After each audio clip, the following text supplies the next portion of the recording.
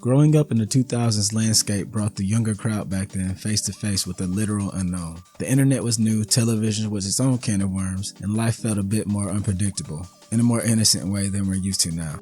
I wanted to go back in time and down the rabbit hole of some of the more traumatic things that 2000s kids experienced.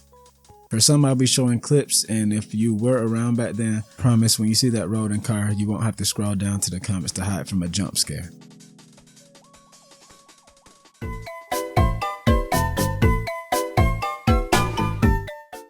Jump scares were legit the worst thing about the internet to a kid growing up in the early 2000s, and it felt like they were everywhere. No, like I said, I won't be jump scaring you here. I remember when YouTube first became a thing, and one of the first videos my dad and I saw was that classic car commercial that I'm sure you all remember. That and the Scary Maze game are the go-to examples of this trend. There are so many that you can't even count them. They typically all follow the same format of getting you to focus on some innocent thing or some piece of the image or video, and all of a sudden something would jump out at you from nowhere. So I'm gonna try and stay away from basic things like full-on TV shows and movies. Courage the Cowardly Dog is one you just can't ignore. I don't think there's a single kid from that era that wasn't at least a little creeped out from the series. For many, 2 episodes that come to mind are Freaky Fred, where Miriam's nephew comes to visit and narrates the whole episode with this eerie rhyming scheme that always ties back to him being quite naughty. The other is, well, I'll just show you the clip because I'm sure you already know what it is. Return the slab, or suffer my curse.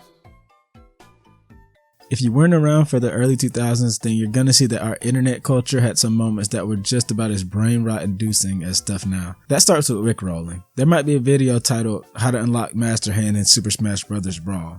You know, the average fake stuff that kids always fall for. However, when you click the video, you might see a misleading beginning for the first few seconds. Then all of a sudden you're jump scared by Rick Astley's song Never Gonna Give You Up, accompanied by the music video. This meme has withstood the test of time, with Rick even joining in for a live action Rickroll at the 2008 Macy's Thanksgiving Day Parade. While it wasn't scary per se, it was one of the more innocent ways that kids learned not to trust everything they saw online. Blue Waffle is basically a continuation of that learning not to trust everything online theme that we've been talking about. This was a very popular prank for my generation that I saw in real life going as back as far as elementary, I believe. I also insist that you don't look into this one yourself. The Blue Waffle prank consisted of someone or a post simply telling you to look up Blue Waffle. As a kid, you're probably thinking it's some funny looking food until you're greeted with disgusting pictures of what looks to be an infected female genitalia. Of course, like many things from back then, this image wasn't real, and the term Blue Waffle was made up. Continuing with the fake pranks back then for shock value, there's Jeff the Killer and Smile Dog. If you don't want to see the images, cause honestly they might still freak some people out, especially if you're watching at night instead of going to sleep, I'll tell you when to look up from the comments again. Anyways, Jeff the Killer and Smile Dog are 2 edited images that basically make creepy faces that were so uncanny and oversaturated that they were primed to get people a bit scared and on edge. Funny enough, the origins of Jeff the Killer and Smile Dog images are lost media. Since their appearances in the early 2000s, they've gone on to headline numerous creepypasta and have basically become mascots for the pseudo-genre. In 2001, Nickelodeon aired the now banned episode of SpongeBob titled Wormy. In this episode, SpongeBob and Patrick babysit Sandy's pet worm, Wormy. At least they think it's a worm until it cocoons and soon hatches into a beautiful butterfly. This is where we get to the banned part. So once it becomes this new creature unknown to SpongeBob and Patrick, it lands on their helmets and the show jump cuts to a close-up of a butterfly's face and plays a loud buzzing noise. The Amber Alert system became a thing in 1996 in order to send out a message to the masses about missing children. While it began in Dallas-Fort Worth, Texas, it quickly became a thing throughout the nation and was a well-known thing throughout the 2000s. In 2002, it became a statewide mandate under the presidency of George Bush. While the system allowed at least 180 children to be saved, it also scarred those who were still in the safety of their homes for life. The alert is accompanied by a siren followed by an eerie voice recording of someone detailing the emergency. To this day, many of those growing up from that era get a bad feeling in their stomachs at the sound. Of course, that means it works. Along with Amber Alerts, PSAs, or public service announcements were used to spread awareness about things that could endanger children as well as adults. While these short television interruptions began before World War II, they continued and only grew in variety and popularity during the 2000s. Kidnapping, sexual harassment, and the scariest of all to 2000s kids, drug PSAs, ran rampant. I'm sure you all remember the deflated girl weed commercial that either scared you away from drugs or made you want to take them even more. There was always something so creepy about these, and I'm sure once again that was the point. But even when they tried not to be creepy, they were. I don't know if any of you had to watch the fire safety video in school, but that song and that stupid talking alarm lived in my nightmares. Him and Smokey the Bear had me taking showers, scared that I would open the curtains and one of them would jump out at me like Five Nights at Freddy's. Invader Zim is another no-brainer that I had to include. This is one of those series where kids watched until they ran into an episode that finally noped them out. For me and many others, the episode was Dark Harvest. In this episode, Zim steals the organs of kids and replaces them with random items like weights in his hall pass, leaving the kids in immense pain. It's one of the darker episodes in an already dark show and one that scarred a lot of kids. In fact, due to its mentioning in a case, many cite it as one of the reasons the show got cancelled. Majora's Mask is another entry similar to Invader Zim and Courage, where I just had to include it even though it's such a basic thing. It's just a creepy game in a time where most games felt lighter. Majora's Mask is full of scary visuals, sounds, characters, and more that still live in the imagination of horror fans and scaredy cats that grew up playing it. It's also the birthplace of the creepypasta Ben Drowned. While animatronics date further back than the early 2000s, they were a key feature of the era, due partially in part to the continued popularity of the powerful rat named Charles Entertainment Cheese. Chuck E. Cheese and its animatronics lived in the nightmares of children everywhere, including mine. Why? Look at them, and the countless amounts of horror media they inspired. In fact, as a child I had many nightmares where I would be sitting in the car ride at the arcade until Chuck himself appeared and chased me throughout the entire building.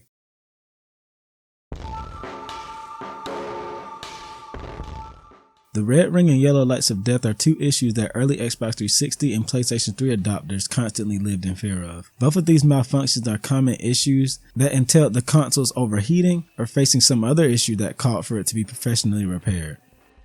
PlayStation 2's red loading screen is an issue that was more scary than the previous two due to the way it worked. This happens when you insert a damaged or pirated disc into the console. It entails a red startup screen popping up with a lower pitched sound than the usual version. While easily fixed, the vibe it put off was nothing less than unnerving. Even before the 2010's creepypasta, Lavender Town Syndrome, Lavender Town scared Pokemon players simply by existing. Eerie background music and being a Pokemon graveyard will do that to you. Shock sites were one of the most popular gags of the 2000s. You Are an Idiot, Meat Spins, Lemon Party, and more fall under this category. You'd go to one of these sites and be greeted with a variety of things that you'd rather not see, especially at a young age. The media featured ranged from sexual content to straight up viruses. Two Girls One Cup falls in the same variety of shock sites. I won't be detailing this one, and I insist that you don't look it up. It's just a gross sexual video that people were tricked into watching back in the day. Happy Tree Friends is a show in the same vein as the game Conker's Bad Fur Day. It takes furry cartoon characters that would fit right in on a channel like Nickelodeon, but introduces bloody carnage into the mix, catching many by surprise. Missing No is a well-known glitch that happened in Pokemon Red and Blue. It entailed encountering a glitched out Pokemon named Missing No. Upon encounter, it's possible that your game file could be completely erased. Missing No can also be used as an actual Pokemon, and if you fix the graphics with a little trick, it'll appear as one of the ghosts or fossilized skeleton sprites. Sonic CD contained a very creepy Easter egg that appeared by going to the sound test screen and playing the sounds 46, 12, 25. This brought up a screen with a human-faced Sonic the Hedgehog that looked like a hellish caricature of him. It would play the already creepy boss theme of the game and featured the Japanese characters that loosely translated to "Fun is infinite with Sega Enterprises."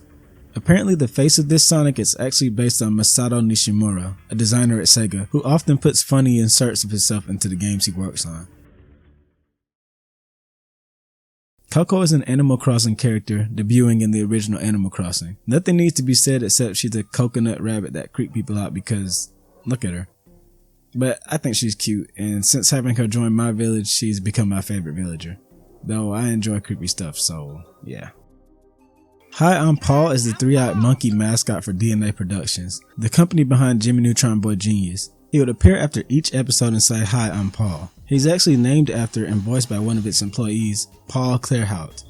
It's not hard to understand why a kid would be afraid of this CG monkey. One hilarious related Reddit story I found on the matter quotes, "My daughter was terrified of this monkey when she was little.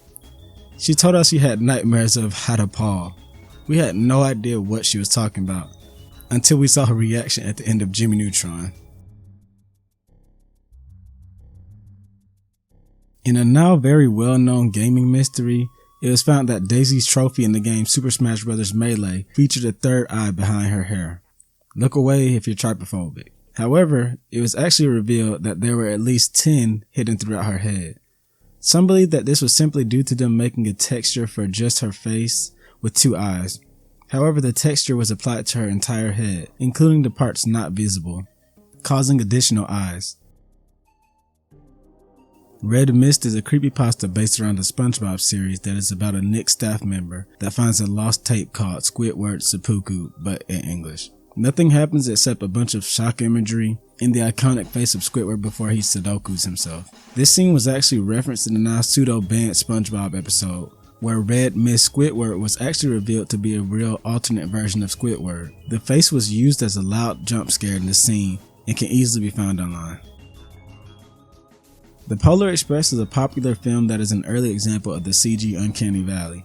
Many say that the early use of CG face technology creeps them out, especially those creepy elves. Scary Stories to Tell in the Dark is a children's horror book series that ran from 1981 until 1991. While it ended before the 2000s, the series became known to the children of the era by prominently being featured in school libraries everywhere. The series was covered by horrific images that felt right out of nightmares. I remember staring at one of the decaying face out of morbid curiosity every time I went to check out a new Goosebumps or Frog and Toad book in the elementary school library. Yet I'd never checked one out. Throughout the years, the book has been challenged and fully banned in multiple school libraries. However, its popularity landed it a recent cinematic adaptation. Final Destination is a series of films that features characters trying to escape visions of impending demise. These passings were no mere attack via masked maniac or invasion. The gimmick of the franchise was the bizarre nature of the K count. Random panes of glass falling, an elevator guillotine, slipping on spaghetti, and more. It led to an entire generation that was scared to drive behind loaded trucks. Animorphs is another series that terrified elementary schoolers. This series that followed various alien battles and transformations always featured a cover of a human child slowly transforming into an animal. This cover is what freaked out and scarred children. Mr. Media is a 2006 sitcom that aired on Nickelodeon until 2009. Nick was no stranger to introducing strange elements to what appeared to be an average teen sitcom. Shows like Cousin Skeeter featured a puppet character along with its human cast of characters and played it straight with many fantastical themes thrown in here and there. Mr. Meaty took it to the next level and was an entire sitcom puppet show, but that's not what made it scary, partially. In actuality, it was the puppet designs and moments in the shows that scared children. For example, there was an episode where one character got a tapeworm, and by the end he passes the tapeworm to a willing taker. Here we go, come on in.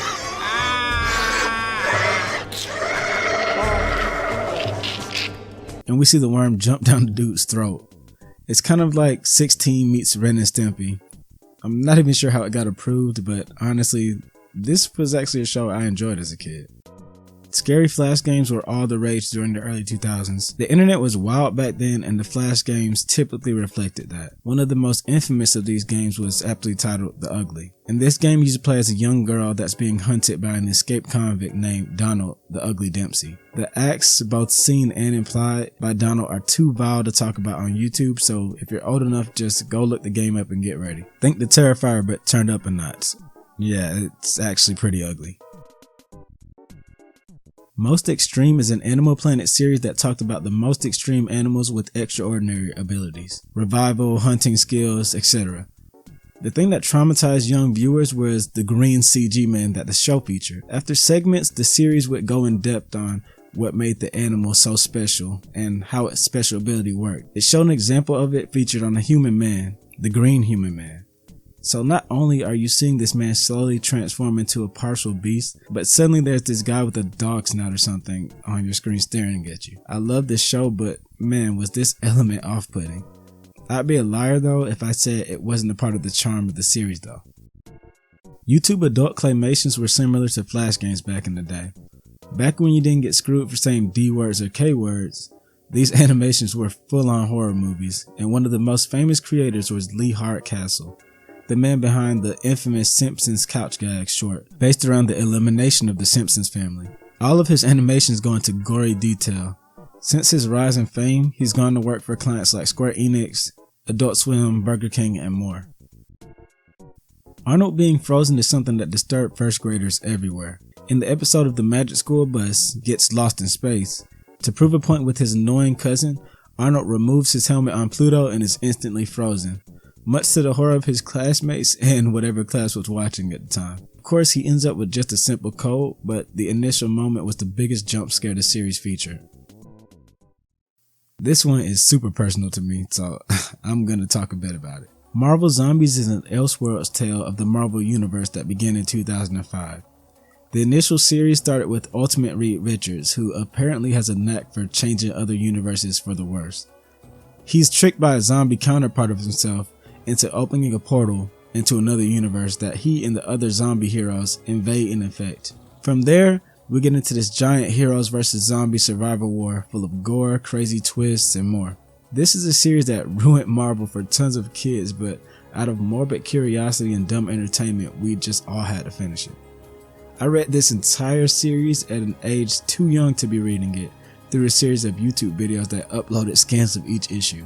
The series was actually written by Robert Kirkman of the Walking Dead series, which is why the initial runs were actually pretty quality stories. The series has been followed by countless sequels and initially came to a giant conclusion with a guilt-ridden Spider-Man still loathing over his devouring of Aunt May and Mary Jane, effectively recruiting the new zombie Avengers consisting of Zombie Wolverine, Zombie Hulk, a human roadie who is now Iron Man after a drunken Tony's sacrifice, and Sandman, who is the key to the zombies' defeat. They team up and take down the rest of the zombie world, succeed, and finally the zombie time loop is mostly stopped. Of course, comics will be comics, and the zombies world somehow continued, even getting an upcoming MCU animated series. Ren and Stimpy Adult Party Cartoon is a garbage or adultified version of Ren and Stimpy. I'm going off script and I'm just going to tell you this show is full of nudity and it was just stupid and lame and nobody liked it. Let's just get past this one because I don't want to talk about it anymore. LiveLeak is a shock site that was created in 2006. The site's original aim was to host real political war and world event footage in order to bring power to the real press and push citizen journalism. However, the site ended up just being a gorecorn site that people went to see videos with uncensored acts of extreme violence. It first came to prominence with the leak of the execution of Saddam Hussein. Since then, it became the place to follow real updates and videos from American soldiers. In 2021, LiveLeak was shut down, now redirecting visitors to the site itemfix.com, which will ban users from uploading excessively violent videos. In 2008, Axe released an advertisement for its dark temptation called Chocolate Man. It features a guy that sprays himself with a new spray and becomes a nightmarish chocolate guy who goes around charming the world, getting eaten, and getting melted every now and then. It's kind of an all-around cursed commercial. Just look at his face. But fun fact, the costume featured here was actually created by Stan Winston Studios. The studio from Stan Winston, the man behind Pumpkinhead, the effects from The Thing, Iron Man, and a lot more.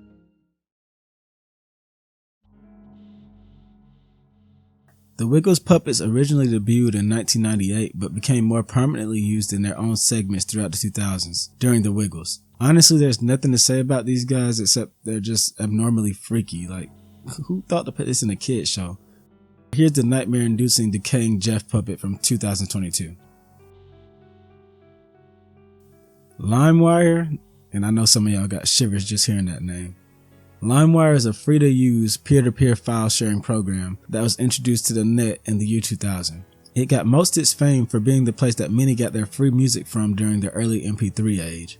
However, the infamy comes from the fact that the site was abundant in viruses due to its peer-to-peer nature. Many of these viruses were unknowingly downloaded due to the lack of knowledge in file extensions and file size early on, and they always ended up in some family computer being destroyed. There's a huge difference in exe and MP3 files, yet many weren't aware of this back then. KB Toys is an old toy store that usually was featured in malls across the United States throughout the 2000s. Upon entering, you'd be greeted by a cluttered, in a good way, store with all kinds of toys, sometimes more niche than the other offerings at Toys R Us. One big difference was some of the toys featured at every KB entrance, which consisted of a plethora of motion-activated animatronic toys. This includes the horrific Gimme animated Christmas tree. Bro, this thing gives me the shivers. This decoration was featured in stores from 96 to 2001 and came back in 2007 through 2008. During the holidays, it wouldn't be unusual to see kids run past this sentinel to enter in the gates of KB Toys. I'm gonna give another trypophobia warning here. Flapjack was a show full of grotesque imagery, partially why I didn't care for the show, cause that was half the humor. Anyways, there was this scary cat episode that featured a gross cat, and it was a close-up image, and the cat had empty eyes and an empty black mouth, and when they showed him, it played this disturbing sound. Anyway, let's move on. Salad Fingers is a 2004 series about a weird green guy that does weird stuff. That's literally it. He lactates, he impales himself with rusty nails, he sings to corpses, and he does other weird stuff. It's kind of like a cult classic indie version of Invader Zim if Girl was the main character.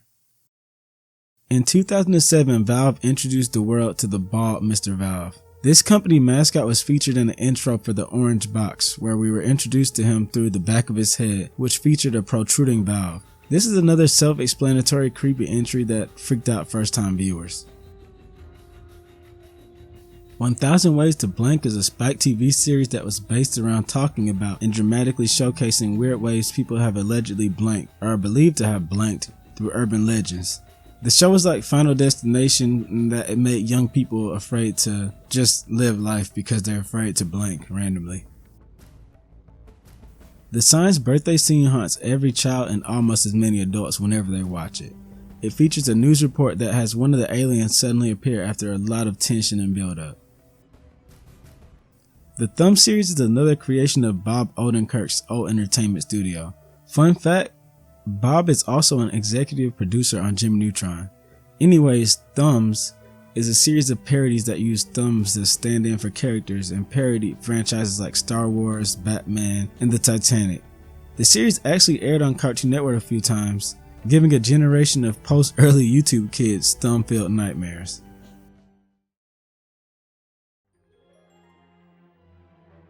In 2006, PlayStation aired the PlayStation 3 baby commercial featuring a robot baby sitting in an empty room, only accompanied by a PlayStation 3. I've never said PlayStation 3 that many times in one sentence.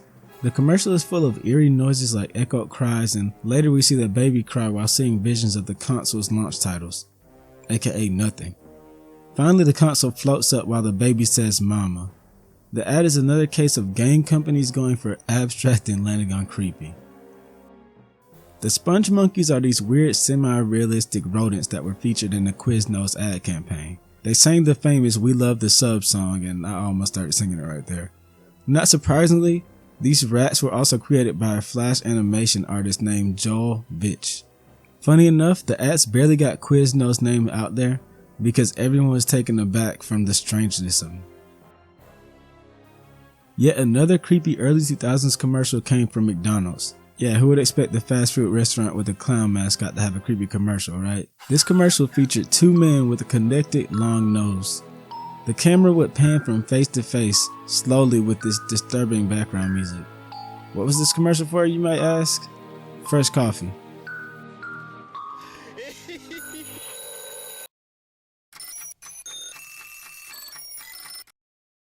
The last commercial featured in this tier is the Dairy Queen Monster Cookie Blizzard commercial. A rather impressive commercial that features a group of monsters creating the Monster Cookie Blizzard in the back of Dairy Queen. The monster designs are actually rather scary, especially the multi-eyed one named Gertrude that has its own little jump scare moment. Daft Punk's first appearance in this list is due to the music video for Technologic. There isn't really much to this one except for the Chucky-like animatronic that's just creepy. The 2003 Hulk game was known for being randomly scary to younger players back in the day.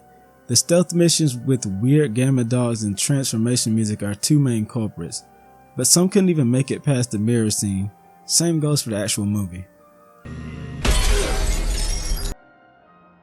The Dexter's Laboratory episode, Sore Eyes, begins with an already scary image of a red eye. The plot follows Dexter giving himself laser eye surgery, which results in him seeing hyper-realistic style. So his family just ends up looking like nightmare fuel, making the episode a children's horror film. The Kool-Aid Man series by Danbo is a violent slasher parody of the popular drink mascot. He basically goes around blanking anyone over the age of 5 because Kool-Aid isn't as popular anymore.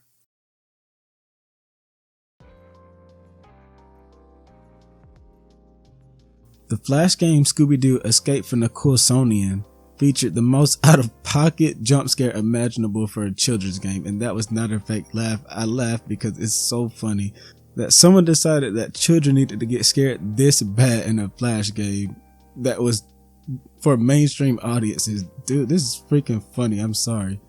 There is nothing to explain here except for how out of place this freaking horrific image is. Like, I'm gonna show it right here. Like, so get ready for a jump scare if you're scared of this thing. Like, look at this thing. Like, dude, this is a Scooby-Doo game, and they even accompanied this thing with a loud scream and a scary message meant to catch the player off guard.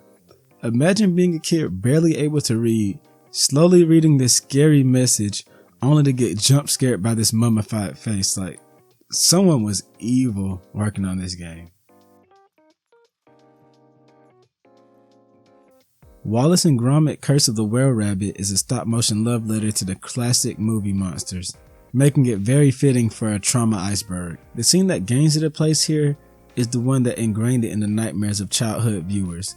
That scene is the one where Wallace actually transforms into the Were-Rabbit, which isn't scary per se, but for a child I can see it causing a few frights. Not only for how well it's done, but for the character reactions to the whole thing.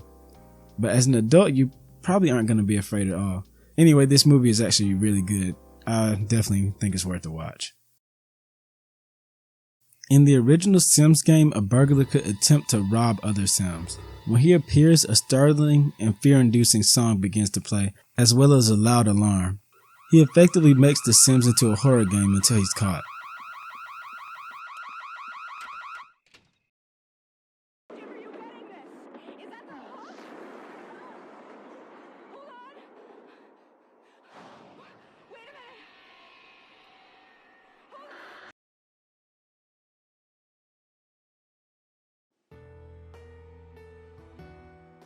Daft Punk's music video for Prime Time of Your Life is pure nightmare fuel. The video is a cautionary tale on the dangers of comparing your self-image to others. The main character is a young girl who sees everyone on the screen of her television as nothing but bones. During the end of the song, she goes to a mirror and rips her face off until she becomes what she saw on the screen. In the end, the parents enter the room and see what was once their daughter blanked on the floor. Nicktoons was a secondary channel for Nickelodeon that can be compared to Boomerang, in that it will regularly air older and less popular and canceled pilots for cartoons. I just said "and" 3 times in one sentence, my bad. Sometimes the channel would show shorts, and well, many of those shorts would probably ruin your night. There was one that I remember but have never found that featured a faceless or headless CGI baby dancing in a dark room. There are others that are just as creepy, but this one took the cake for me. It somehow fit right in on the channel though, as Nicktoons had a more dark and edgy tone when compared to its mainstream counterpart. Daft Punk's Electroma is a film made by the music duo. It features 2 robots in their helmeted image that live in a world full of others like them. So in order to break the mold, they make a mold. No? Okay. But anyway, they want to become different, and they get human face molds made and wear them over their mask. These human faces creep nearly everyone out that watched the film, including me as a child, and that's basically all there is to it. The melting scene makes it even worse. And that's all there is for this Trauma Iceberg. I hope you all enjoyed listening. Let me know what traumatized you as a child, whether you're from the 2010s, the 2000s. I'm just curious, and I think it's really fun to go back and look at the stuff that scared us as kids. If you enjoyed this, please like and subscribe. I got a lot more content on the way that's about games and everything else. So yeah, stay tuned.